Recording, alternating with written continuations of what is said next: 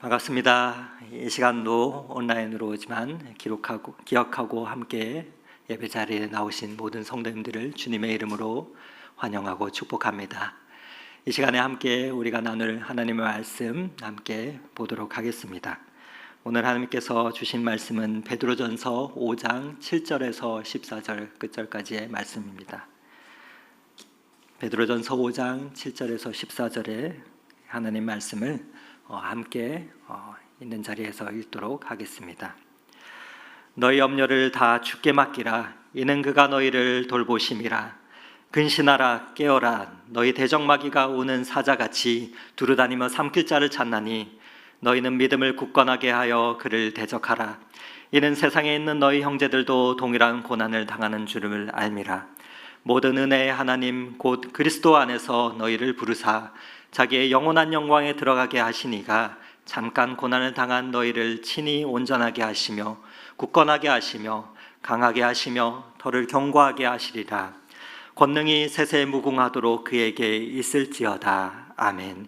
내가 신실한 형제로 아는 실로안으로 말미암아 너희에게 간단히 써서 권하고 이것이 하나님의 참된 은혜임을 증언하노니 너희는 이 은혜에 굳게 서라. 택하심을 함께 받은 바벨론에 있는 교회가 너희에게 문안하고 네 아들 마가도 그리하느니라. 너희는 사랑의 입맞춤으로 서로 문안하라. 그리스도 안에 있는 너희 모든 이에게 평강이 있을지어다. 아멘. 비록 온라인이지만 여러분과 함께 이 시간에도 말씀을 나눌 수 있어서 참으로 감사합니다. 오늘도 하나님의 평강이 저와 여러분에게 있기를 소망합니다. 행복하십시오. 주님만이 우리의 힘이십니다. 사랑하는 성도 여러분, 지난 간밤에도 잠을 잘 주무셨는지요? 요즘 잠 잘 주무시고 계십니까? 시편에는 이런 말씀이 있습니다. 너희가 일찍 일어나고 늦게 누우며 수고의 떡을 먹음이 헛되도다. 그러므로 여호와께서 그의 사랑하는 자에게 잠을 주시는도다 말씀합니다. 하나님께서 사랑하는 자에게 잠을 주신다 말씀하시는데 왜 매일 급변하는 이 세상의 소식을 접할 때마다 잠들기가 참 어려운지요. 세상의 소식들을 접할 때마다 또 우리의 상황들을 마주할 때마다 우리는 잠에 들지 못하는 일들이 너무 많은 것을 마주하게 됩니다.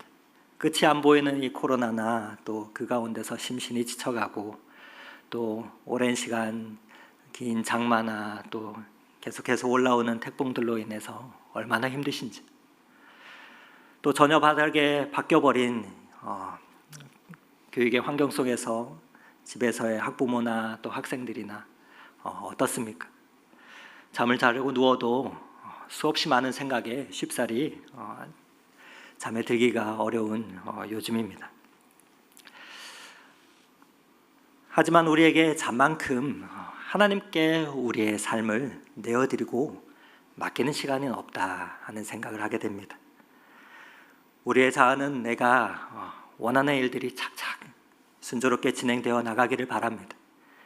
뜻대로 되지 않으면 스트레스를 받습니다.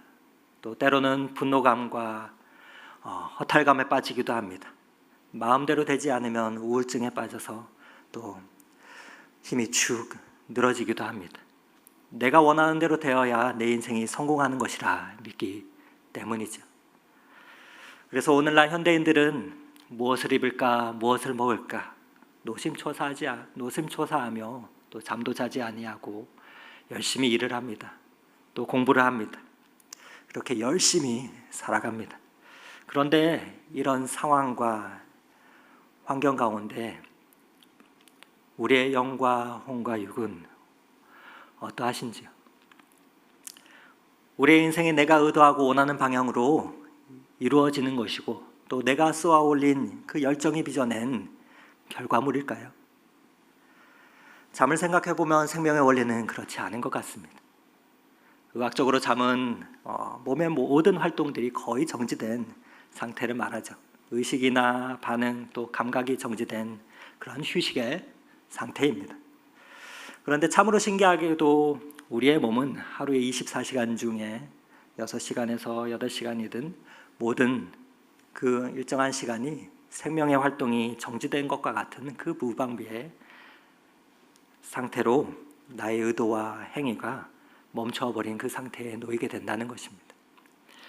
하나님은 그렇게 모든 피조물들을 하루에 정해진 시간에 아무 일도 하지 않고 아무 생각도 행동도 하지 못하도록 잠이라는 그 상태에 우리를 구속해 두셨습니다. 적어도 잠자는 순간만큼은 인간은 아무것도 아닌 존재가 되는 것이죠. 무기력하고 무방비하고 또 nothing인 아무것도 아닌 그러한 상태에 놓이게 됩니다. 우리의 모든 수고와 또 모든 노력이 멈추어 버리는 시간이죠. 그런데 더 놀라운 사실은 우리가 이렇게 잠든 사이에 그래도 지구는 돌아가고 하늘의 해와 달과 별들은 뜨고 집니다. 새로운 해가 뜨며 또 새날이 밝아오죠. 내가 한 일은 아무것도 없는데 자연은 살아서 움직이며 또 계절은 흘러갑니다. 또 하늘과 땅은 여전히 움직입니다. 누구의 노력과 열심일까요? 창조주 하나님의 주권과 그 열심 안에서 움직이고 돌아가는 것입니다. 그분이 우리를 돌보신다 말씀합니다. 갓 태어난 아기를 봅니다. 아기는 태어나면 하루에 한 18시간 이상을 잠을 자지요.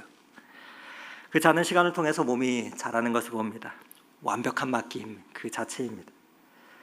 그러나 그 완벽한 맡김의 상태 속에서 새로운 생명으로 자라나게 되는 것을 보게 됩니다. 그래서 그런지 저도 우리 집에 있는 아이들이 잠을 잘 때 그렇게 예쁠 수가 없습니다. 그렇게 우리 자아가 제로인 상태가 될 때 우리는 하나님의 마음에 합한 자가 되는 것이 아닌가 하는 생각을 하게 됩니다. 걱정과 염려가 많은 날들 속에서 오늘도 말씀이 우리의 삶 가운데 한 줄기 위로와 그 힘이 되기를 간절히 소망합니다. 오늘 사도 베드로는 이 베드로전서의 편지를 마무리하면서 이렇게 권면을 합니다. 내가 신실한 형제로 아는 실로아노로 말미암아 너희에게 간단히 써서 권하고 이것을 하나님의 참된 은혜임을 증언하노니 너희는 이 은혜에 굳게 서라. 너희는 이 은혜에 굳게 서라. 사도 베드로가 말씀해 준 우리가 은혜에 굳게 서야 할 그 은혜의 자리는 무엇일까요? 편지를 마무리하며 지금까지 쭉 오랫동안 함께 나눴던 베드로전서의 말씀을 요약하며 10절에 말씀합니다.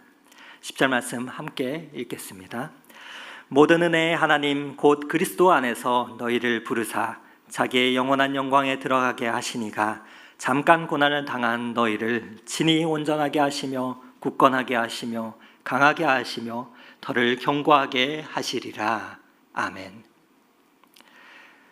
첫 번째 우리가 굳게 서야 할 은혜의 자리는 부르심의 은혜의 자리입니다. 모든 은혜의 하나님 곧 그리스도 안에서 너희를 부르사라고 말씀합니다. 성경은 하나님의 부르심으로 가득 차 있습니다. 그 부르심에 응답한 사람들의 이야기가 나타나 있습니다. 교회는 이 부르심에 은혜를 입은 사람들의 모임인 것이죠.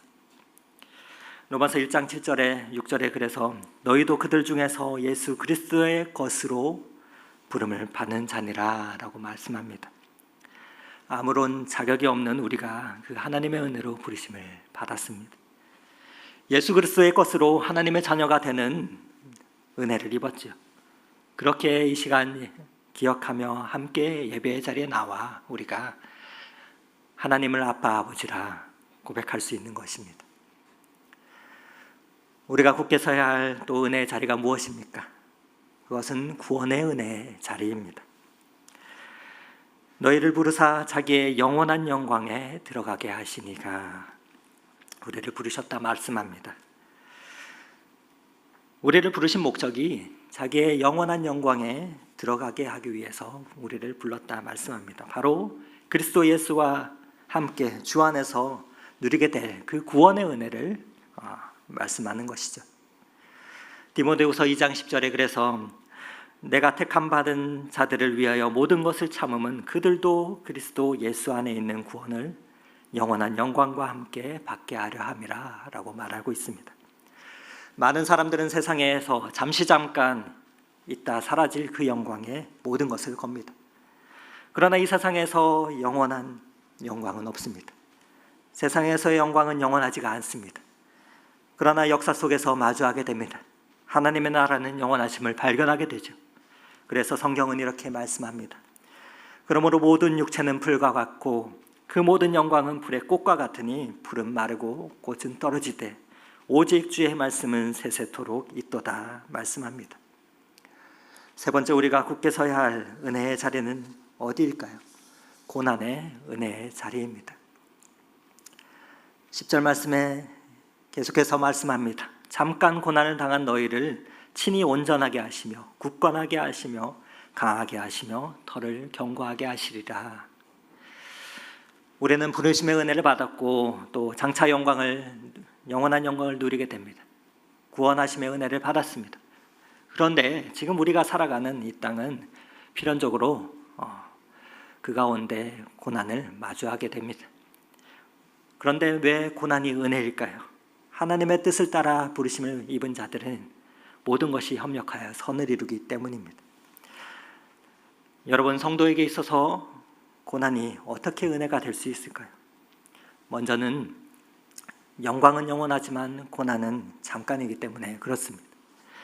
로마서 8장 18절에 말합니다. 현재의 고난은 장차 우리에게 나타날 영광과 비교할 수 없도다.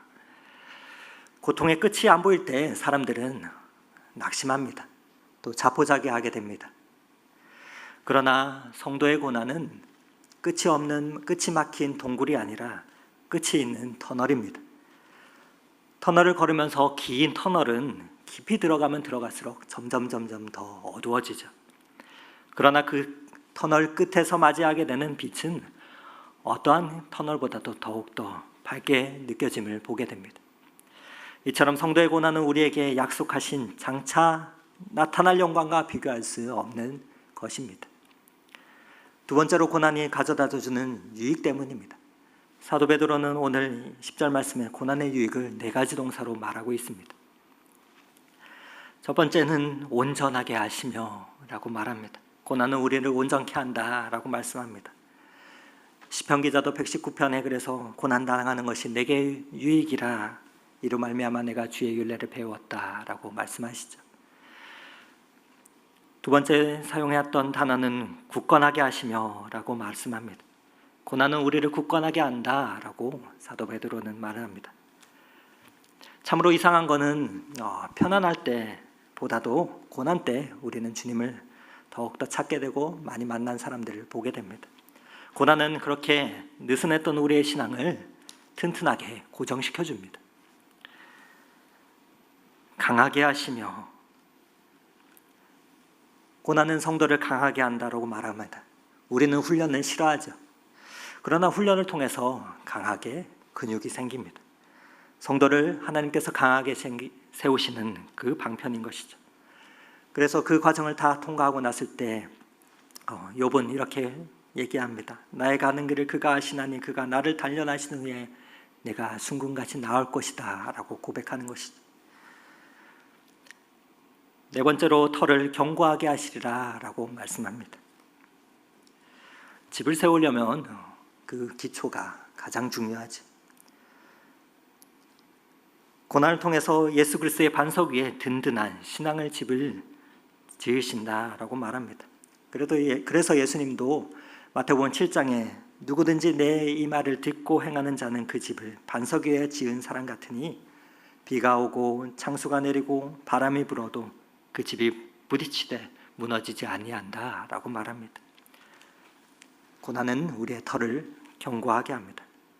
이처럼 고난은 힘들고 어렵지만 우리에게 유익이 있습니다. 그렇기에 이런 은혜의 자리 가운데 우리가 굳게 서기 위해서 어떻게 해야 하는가? 오늘 사도 베드로는 7절 말씀을 통해 우리에게 말씀합니다. 함께 7절 말씀을 다 같이 한 목소리로 읽겠습니다. 너희 염려를 다 주께 맡기라. 이는 그가 너희를 돌보심이라. 아멘. 가장 먼저 너희 염려를 주께 맡기라 라고 말씀합니다. 너희 염려를 다 주께 맡기라. 이는 그가 너희를 돌보심이라. 이 말씀 자체가 오늘 우리의 상황 속에서 참으로 위로가 됩니다. 이 말씀만 계속 읽고 있어도 참으로 위로가 됩니다. 우리가 사는 이 세상을 보면은 끊임없이 경쟁하고 또 이겨야 하는 그러한 삶 속에서 우리가 살아가고 있습니다. 그렇기에 우리는 이 세상에서 살면서 배운 것이라고는 남들에게 뒤지지 않는 것이고, 또 경쟁에서 이기는 것을 알게 모르게 행하고 또 주입받고 있습니다. 그러나 믿음의 세계에서 승리하려면 우리는 경쟁이 아닌 낮아짐과 더 나아가서 하나님께 내 모든 것을 맡기는 그 훈련을 해야 합니다. 이 세상에서 믿음으로 성공한다는 것은 내 모든 역량을 발휘해서 시험에 합격하거나 돈을 많이 벌거나 세상에서 인정받는 것이 아닙니다. 가장 중요한 것은 하나님께 모든 것을 맡기는 것입니다. 내 모든 염려를 맡기는 것입니다. 이런 말씀을 드리면 어떤 분들은 만일 이 세상에서 내가 해야 할 것들을 하나님께 다 맡겨버리면 결국은 아무것도 안 되지 않느냐 생각할 수 있습니다. 그리고 무엇보다도 바로 이렇게 맡기는 것 자체가 아무것도 하지 않는 것이라고 생각하기 쉽습니다. 바로 이것이 우리가 믿음으로 살아가는 데 있어서 가장 이해하기가 어려운 것일 것입니다. 그러나 하나님께 내 모든 염려를 맡긴다는 것은 하나님께 모든 것을 다 맡기고 나는 뒷짐지고 아무것도 하지 않겠다 하는 그러한 뜻은 아닙니다. 이는 지금까지 내가 살아왔던 내 삶을, 내가 주관해오던 것들을 내 삶의 가운데 하나님을 끌어들이고 내 삶 가운데 하나님의 주도권을 끌어들이는 것을 말합니다. 즉 내 인생의 작가이신 하나님께 인생 스토리의 그 편집권을 내어 맡기는 것을 말합니다. 내 삶의 주도권을 하나님께 넘겨드리는 것을 말합니다. 소설을 쓰는 작가가 소설을 씁니다. 소설에 나오는 등장인물들을 하나하나 등장시키며 그 이야기를 만들어가죠. 그런데 쓰다가 조금 마음에 안 들면 구겨서 버리고 다시 쓰게 됩니다. 그 작가의 손에서 이야기의 인물은 스토리가 전개되어 나갑니다. 그리고 중간중간 재편집되고 그러다 그 스토리가 완성이 됩니다. 우리의 인생도 마찬가지입니다. 우리의 인생의 이야기를 우리는 써 내려갈 수 있습니다. 그렇지만 우리에게는 잘못 쓴 이야기들, 내가 잘못 선택한 길들, 내가 걸어갔던 그 길들을 다시금 돌리거나 재편집할 수 있는 능력은 없습니다. 잘못 걸어간 그 길들을 아름답게 고치며 또 온전하게 하며 바꿀 수도 없습니다. 그러나 예수님은 우리의 이야기를 편집하실 수 있는 능력을 가지신 분입니다. 우리의 하나님은 우리의 인생의 모든 사건들을 협력하여 선으로 바꾸실 수 있는 그러한 분이십니다. 우리의 실수나 또 우리의 지난 날의 시간들 가운데서 고통스럽게 하였던 그 시간들과 또 우리의 삶을 어렵게 만들었던 그 악한 사람들의 그 행위들까지도 다시금 편집하실 수 있는 분이십니다. 그리고 그것을 뒤집어서 오히려 더 놀라운 일로 바꾸시는 그 능력을 있으신 분은 오직 하나님 뿐이십니다. 그 하나님이 모든 것을 협력하여 선을 이루신다는 것은 좋은 것만이 아닙니다. 심지어 악한 것들, 그런 것들까지도 협력하여 선을 이루시겠다는 말씀입니다. 우리의 실패와 좌절도 선용하시면서 절망이라는 우리의 재료까지도 사용하셔서 합력하여 선을 이루시겠다는 말씀입니다. 그렇게 하면서 우리가 쓰려고 했던 그 이야기보다도 훨씬 아름다운 이야기를 써주실 것입니다. 그 하나님께 우리가 삶의 편집권을 내어드리는 것입니다. 그것이 우리의 염려를 주님께 맡기는 것입니다. 그러나 생각이 많고 복잡한 우리의 마음속에는 여전히 염려가 있습니다. 성경을 보면 우리만이 그런 것이 아니라 위로가 됩니다. 그리고 또 다시 한번 용기를 내게 됩니다. 말씀을 보면 예수님과 3년이나 함께 동고동락했던, 산으로 들로 바다로 다니던 제자들이 예수님과 함께 있으면서 그 가운데서도 염려 가운데 있었던 것을 보게 됩니다. 그런 제자들을 보면서 예수님께서 말씀하시죠. 그러므로 내가 너희에게 이르노니 목숨을 위하여 무엇을 입을까, 무엇을 마실까, 몸을 위하여 무엇을 입을까 염려하지 말라. 목숨이 음식보다 중하지 아니하며 몸이 의복보다 중하지 아니하냐 라고 말씀하십니다. 예수님은 제자들이 무엇을 입을까, 무엇을 먹을까 염려하지 말라고 말씀하십니다. 이 말씀하신 이유는 제자들이 그런 것들을 염려할 수밖에 없는 그러한 상황 속에 있었기 때문이죠. 제자들처럼 오늘 우리도 수많은 것들을 염려할 수밖에 없는 상황 속에서 하루하루를 살아가고 있습니다. 우리는 가진 것들이 많지 않기 때문에 하루하루를 염려하며 삽니다. 또 그리고 우리는 믿음이 부족하기 때문에 매일 염려하며 살아가게 되는 것 같습니다. 우리의 믿음이 예수님만큼 좋아서 기도할 때마다 응답이 된다면 염려할 필요가 없겠죠. 그런데 우리는 유능하지도 않고 또 그렇다고 믿음도 대단하지 못하기에 세상에서 실패할까, 또 생활의 바닥을 치며 그 바닥을 마주하지 않을까 염려할 수밖에 없는 것입니다. 그래서 우리는 모두 오늘날 너무나 많은 인생의 짐을 지고 힘들게 살아가고 있습니다. 학생은 학생대로 공부와 진로의 문제에 있어서, 또 직장인은 직장인대로 각자 감당할 많은 일과 생활의 어려움으로, 주부는 주부대로 가정의 모든 걱정들을 다 짊어지고 있습니다. 가장은 가장 나름대로 먹고 사는 그러한 무거운 짐을 짊어지고 살아갑니다. 이런 우리가 어떻게 믿음의 능력을 체험할 수가 있을까요? 가장 먼저는 오늘 말씀처럼 짐부터 내려놓는 그 훈련을 해야 합니다. 작은 짐이라도 작은 것부터 내려놓는 그 훈련을 해야 합니다. 오늘 7절에 나오는 염려는 구약에서는 짐으로 표현하며 사용합니다. 그래서 시편 55편 22절에 내 짐을 여호와께 맡기라, 그가 너희를 붙드시고 의인의 요동함을 영원히 허락하지 아니하시리라 말씀합니다. 운동선수들이 경기를 임할 때 보면은 몸을 최대한 가볍게 하는 것을 보게 됩니다. 무거운 짐들을 다 벗고 가벼운 유니폼만 입고 경기에 참여하죠. 마찬가지로 우리가 염려의 짐을 너무 많이 지고 있으면 하나님의 말씀을 하셔도 듣기가 쉽지 않습니다.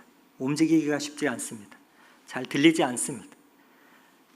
하나님께서 우리에게 주시고자 하는 그 능력들을 우리가 경험하며 누릴 수가 없습니다. 그러므로 우리는 일단 짊어지고 있는 이 무거운 것들을 벗어버리는 훈련을 해야 합니다.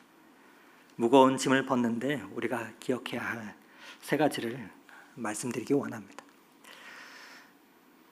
우리가 기억해야 할 것은 첫 번째로 생명은 주께 있다는 것입니다. 생명은 주께 있다. 여러분 몸이 아팠던 적이 있으십니까? 아프면 고통이 우리를 짜증나게 하고 굉장히 힘들게 합니다. 그리고 내가 그동안 중요하게 여기던 것들이 아무런 의미가 없어지는 것들을 경험하게 됩니다. 그렇게 죽을 것 같다가도 그러다가 조금 살만하면 또 감사하게 되지. 여러분 만일 내가 죽을 병에 걸렸다라고 한다면 어떻겠습니까? 어제까지의 나의 염려는 아무런 의미가 없을 것입니다. 예를 들어서 어떤 차를 사며 무엇을 먹으며 어떤 옷을 입으며 또 어떤 일을 하느냐는 아무런 의미가 없을 것입니다. 오히려 남은 시간 동안에 무엇을 하면서 그 시간들을 가장 가치 있게 채울까 깊이 생각하게 되겠죠. 이처럼 죽음 앞에 서면 역설적으로 오늘 내가 살아있다는 것보다 더 중요한 것은 없습니다. 그래서 전도서 9장 4절에 말합니다. 모든 산자들 중에 들어있는 자에게는 누구나 소망이 있음은 산 개가 죽은 사자보다 낫기 때문이라 말합니다. 어느 한 사람이 삶의 괴로운 문제를 가지고 괴로워하다가 너무나도 힘을 들어하다가 이제는 그만 끝내야 되겠다라고 생각하며 마지막으로 죽으려고 가는 길에 지나가다 어느 예배당 앞을 지나가게 되었습니다. 교회 앞을 지나가면서 마지막이니 한번 교회를 들렀다가 가자라고 생각하며 교회 안에 들어가서 텅 빈 예배당에 앉아 덩그러니 앉아서 십자가를 바라보았습니다. 그 십자가를 원망의 눈으로 멍하니 물끄러미 바라보며 한참을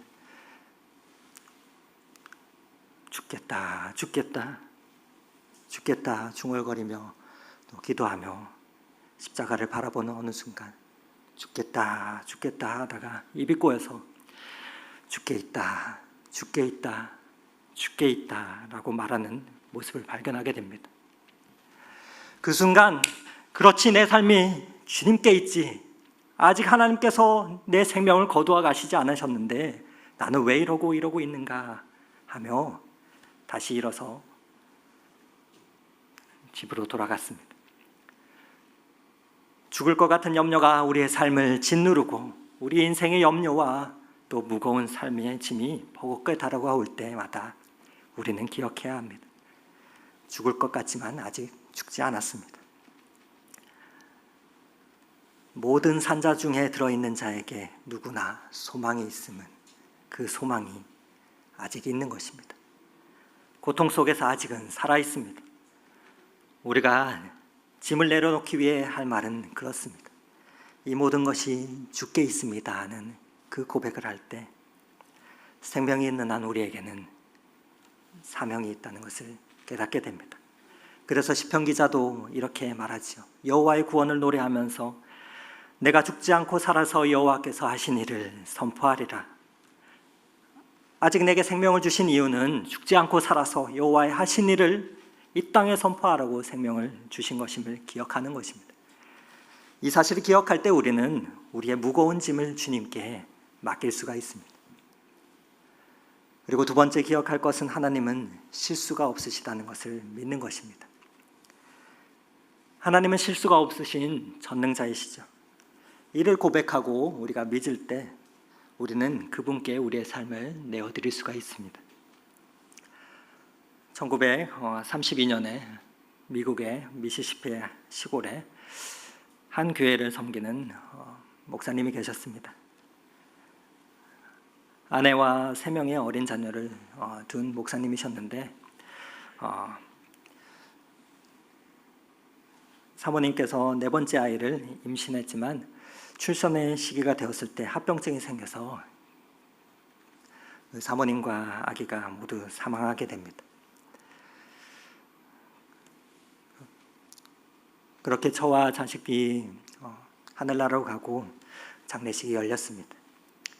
장례식 중에 예배를 주관하는 목사님이 아내를 잃고 또 아기를 잃고 장례식 내내 그 자리에 참여한 그 목사님을 바라보면서 장례식 내내 그 목사님이 종이에 무엇인가를 쓰는 것을 보았습니다.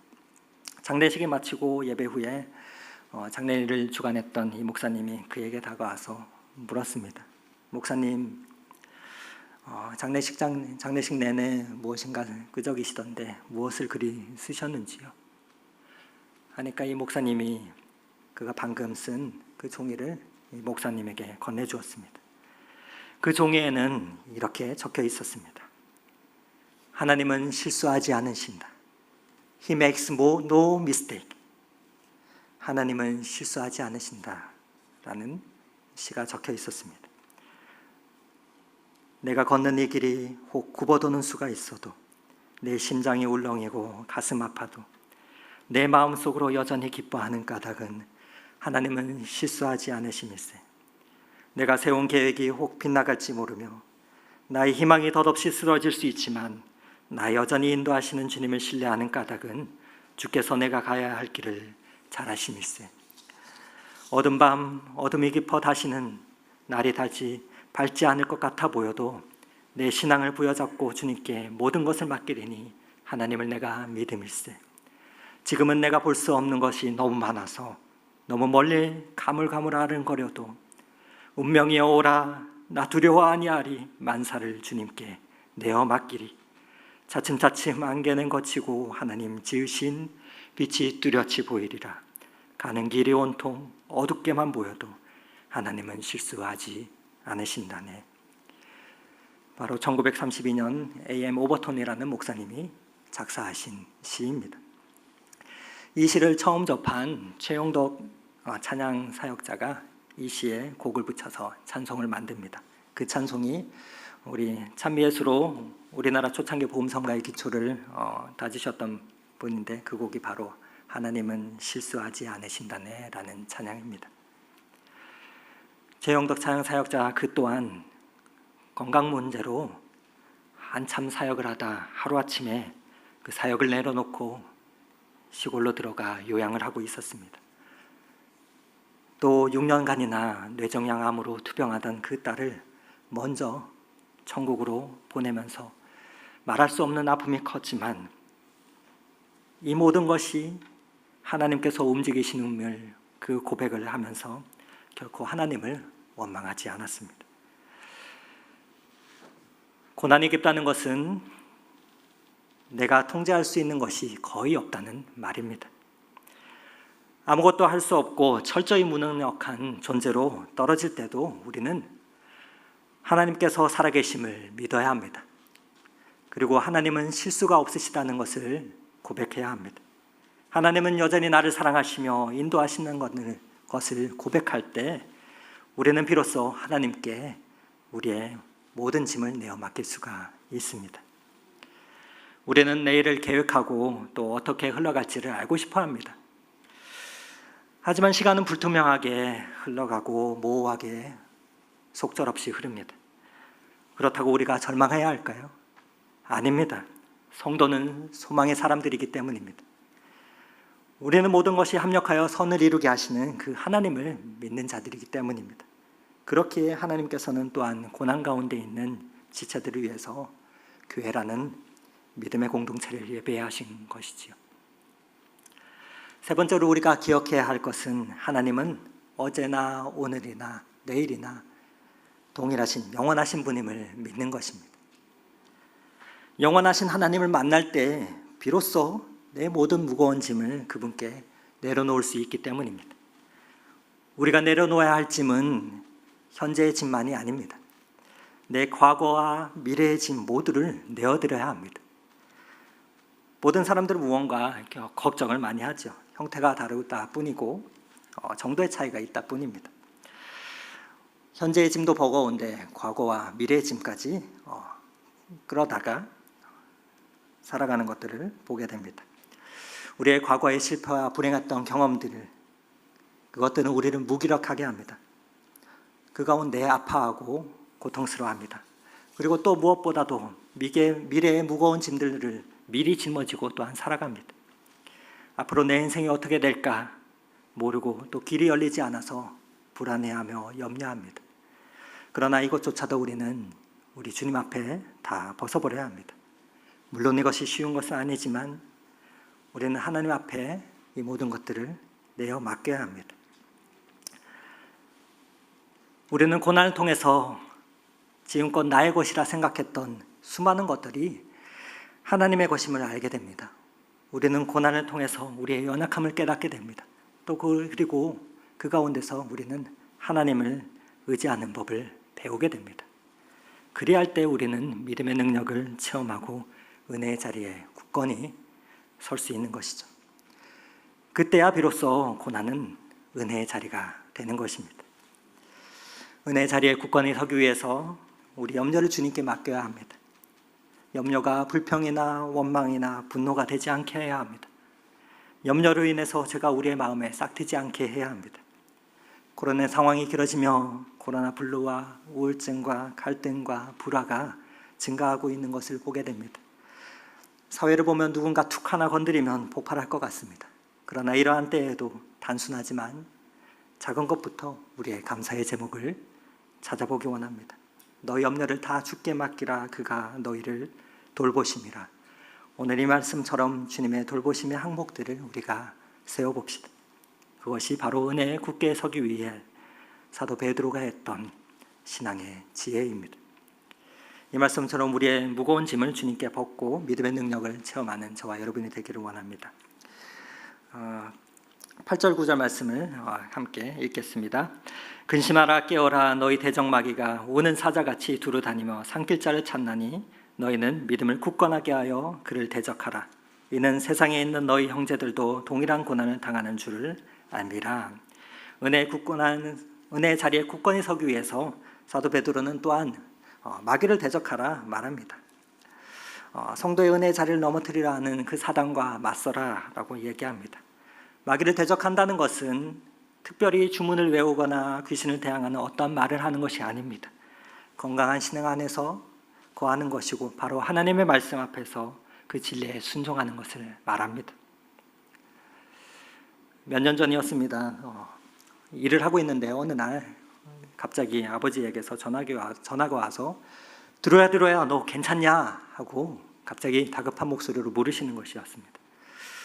이야기를 들어보니까 제가 사고가 나서 피를 많이 흘리고 있다고 괜찮냐고 묻는 것이었습니다.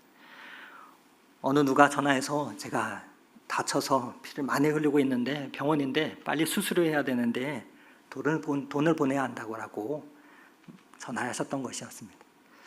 그래서 제가 괜찮다고 말씀드리면서 돈도 안 보내셔도 됩니다 라고 말씀드리며 보이스 피싱인 것을 알게 되었습니다. 여러분은 이런 경험이 있으신지? 이처럼 어느 날 갑자기 검찰청이나 경찰청에서 전화를 받게 되면 어떻게 반응하십니까? 많은 사람들은 귀찮다는 듯이 전화를 끊기도 합니다. 그러나 누군가는 그 내용을 궁금해하거나 또 겁을 먹어서 계속 통화를 이어가죠. 그러다가 보이스피싱의 범죄자의 말에 속아서 자신의 돈을 어느 장소에 갖다 놓거나 또 자신의 집에 현관문에 비밀번호를 알려주기도 합니다. 근신하라 깨어라 너희 대적마귀가 우는 사자같이 두루 다니며 산길자를 찾는다. 이 말씀처럼 오늘날 보이스 피싱만이 아니라 영적인 피싱도 많은 때임을 생각하게 됩니다. 우리 주변에는 많은 이단과 사이비들이 영혼을 삼키려고 오늘 사람들을 미혹하는 것을 보게 됩니다. 성도를 속이며 영적인 체하는 이들도 보게 됩니다. 온라인 유튜브 시대의 사람들은 호기심을 충족시키는 자극적인 그 영상을 찾습니다. 양념이 많이 쳐진 메시지를 들으며 이를 계속 듣다가 그에 미혹되는 분들도 많습니다. 또 두려움과 불안을 조장하는 그 메시지를 접하며 유튜브에서 계좌로 올리는 그 영적 사기꾼들에게 돈을 보내는 사람들도 있습니다. 그분들은 영적 피싱을 당한 것이지. 그러나 참된 신앙은 말씀에 기초합니다. 말세에 미혹당하지 않도록 스스로 말씀 가운데서 은혜의 자리 가운데 서야 합니다. 일용할 영혼의 양식을 말씀에서 찾으며 먹으며 그 말씀을 살아가도록 애써야 합니다. 그러할 때 우리는 은혜의 자리에서 굳건히 설 수 있는 것입니다.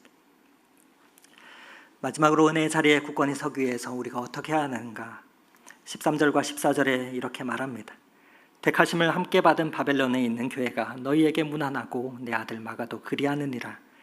너희는 사랑의 입맞춤으로 서로 문안하라. 그리스도 안에 있는 너희 모든 이에게 평강이 있을지어다. 그리스도의 사랑으로 서로 문안해야 한다라고 말씀합니다. 그렇게 오늘 베드로전서는 마무리하며 권면합니다. 너희가 사랑의 입맞춤으로 서로 문안하라 라고 말씀합니다. 편지를 보냈던 로마에서 베드로전서 1장 1절에 나오는 본도, 갈라디아, 갑바도기아, 아시아, 비두니아에 있는 그 지역은 얼마나 멀었을까요?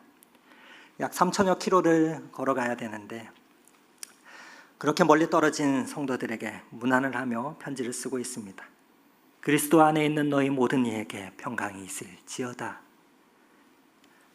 그렇게 멀리 떨어져 있지만 마음을 다해